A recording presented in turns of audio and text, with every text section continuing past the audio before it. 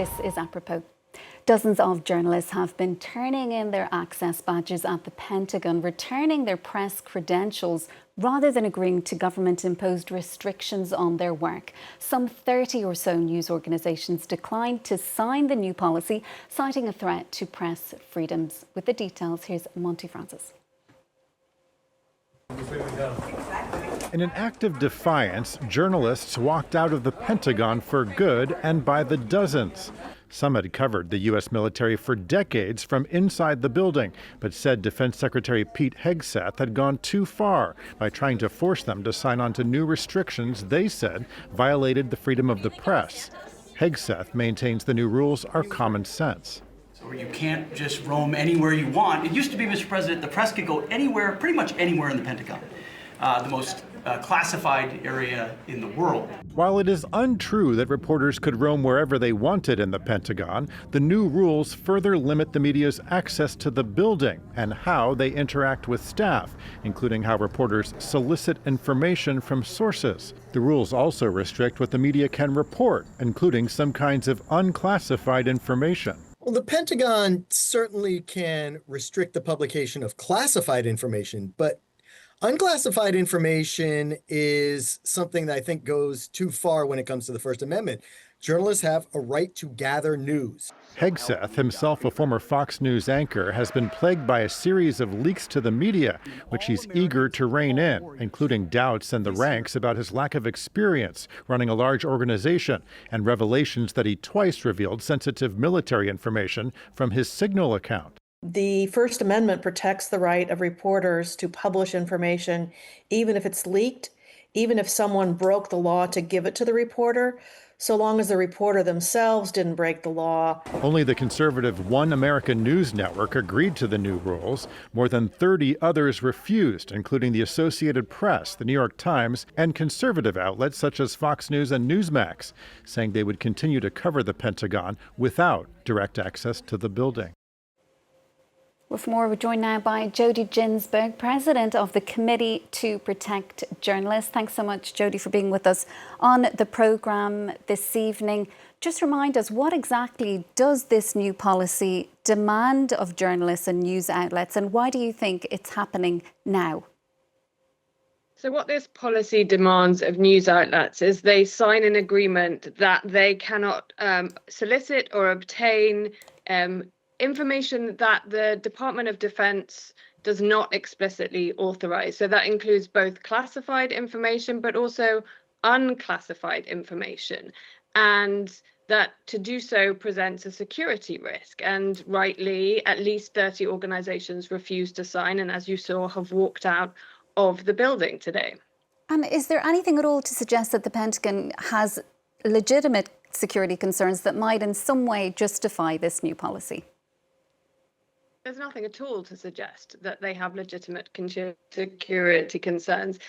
You saw the Secretary of Defense talk about people being able to wander the corridors and just obtain classified information. That's simply not how it works. And in fact, the biggest leak of classified information that we've had since the new administration, of course, is from the Secretary himself in the open Signal chat that he shared with a journalist from The Atlantic. So it is not journalists that are sharing and obtaining classified information. But even as you heard there, it's really vital that we have journalists who are able to do news gathering. What the Pentagon refers to as illegal soliciting is news gathering, the gathering of unclassified information so that they can report in the public interest. Remember that the Department of Defense has a budget of nearly $1 trillion. It's the third biggest expenditure of the United States government after health and after Social Security. It is by far the biggest federal employer. Over 70% of federal employees are employed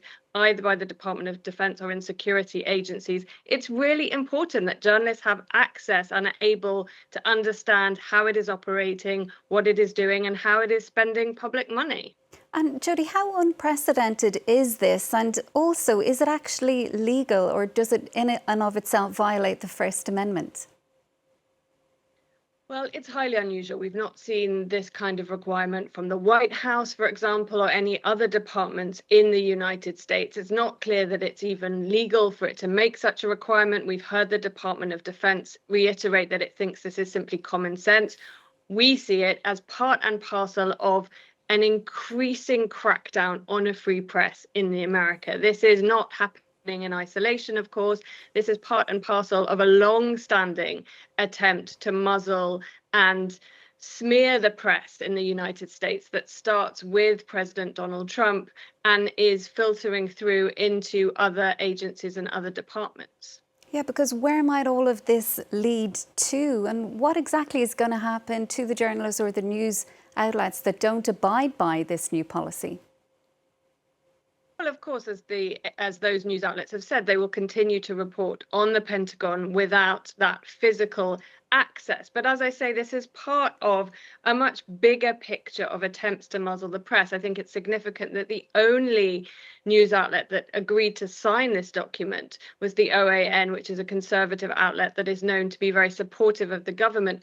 And where this leads, frankly, when governments try to control what the media can and can't say, is really that you get less and less information to the public. You get less independent information because more and more of the information is being controlled by the government itself, which has, of course, an interest, a vested interest in presenting information in the best possible light. It's vital that we have a free press so that we can hold those in power to account.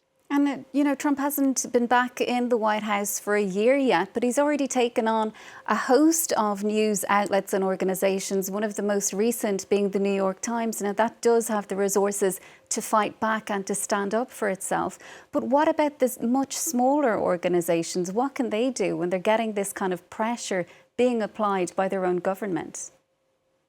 Well, I think this is exactly the point, that large organizations do have the financial resources to fight back, like the New York Times. But even then, we've seen a number of news outlets cave under pressure and under threat from this administration. We've seen that in the settlements that ABC News and CBS News made following what were widely considered to be spurious and vexatious lawsuits from the president.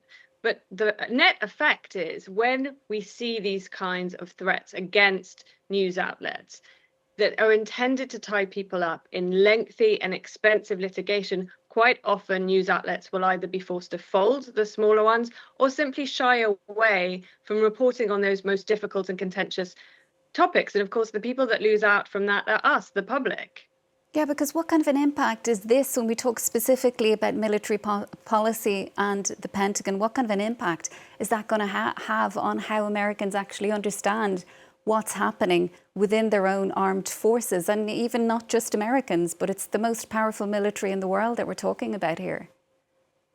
It can have a huge impact. If you think, for example, that the United States is currently engaging in direct attacks on boats in the Caribbean, saying that those individuals are drug traffickers. We have very little information about that. The legality of that is highly questionable. Those kinds of things require journalists to ask difficult questions, to uncover information, to investigate. The less we have of that, the less we're able to understand whether governments are behaving legally, whether governments are behaving ethically, how they are using government money, public money, whether they're using that effectively. All of those things are harder and harder to establish when you shut out journalists from places like the Pentagon.